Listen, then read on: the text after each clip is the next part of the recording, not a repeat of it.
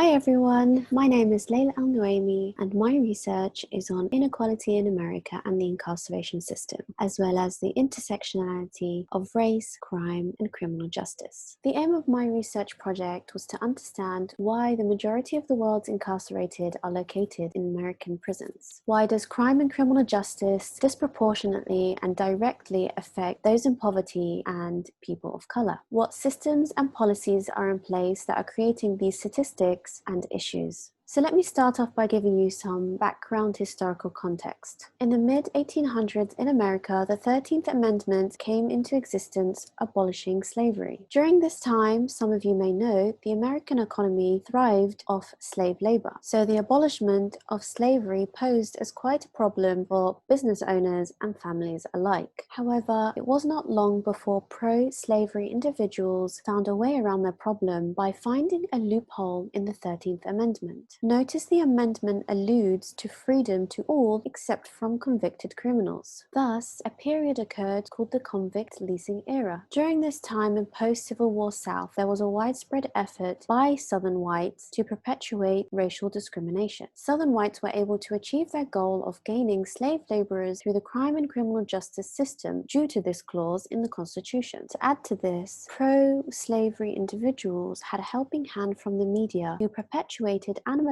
representations of African Americans, which supported their agenda and created a culture of fear. Southerners took this opportunity to create a punitive criminal justice system to help the economic crisis and exploit former slaves for cheap labor. Jumping forward to current day America, we can see that the perpetuation of systemic racism very much exists and has worsened exponentially over the decades. America accounts for 5% of the world's population. However, 25% of the world's prisoners are incarcerated in American jails. For every 100,000 people, 700 people are incarcerated in the United States. That is 7 to 10 times more than America's European and Canadian democratic counterparts. Between 1990 and 2008, incarceration rates skyrocketed from roughly 1.5 million to over 2.3 million. Numbers show a 500% increase over a few decades. Shockingly, these figures do not include those on probation or parole. Statistics show a grand total of 7 million involved in the crime and criminal justice system, either physically behind bars or under some kind of surveillance. With all this said, these figures add up, costing federal and state governments millions. Relatively, the same amount of money that is spent on hospitals and healthcare is spent on the criminal justice system. With the general scope of American incarceration rates in mind, let's consider the statistics and how race inequality intersects. In 2014, there were disproportionately more men of color than Caucasians locked up.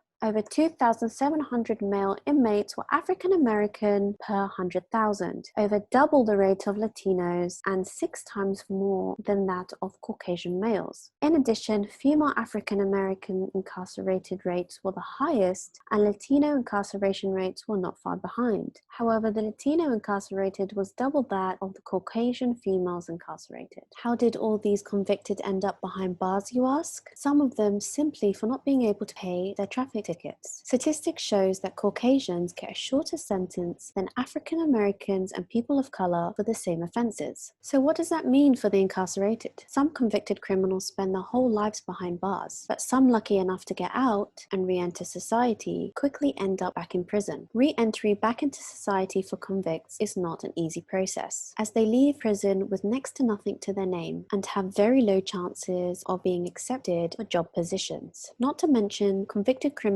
are exempt from many things such as specific job roles, housing, and pensions. So what can be done to ease the aforementioned issues? In a nutshell, there is no one-size-fits-all solution. There needs to be policy adjustments that tackle many areas simultaneously. For starters, there needs to be shorter sentences, especially on minor offenses. Prisons need to be less punitive and more rehabilitating. Prison systems that profit on the incarcerated need to be eradicated.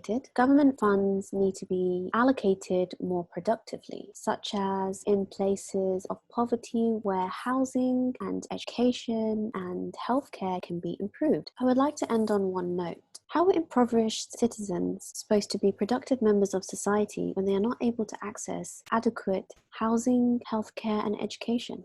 Thank you.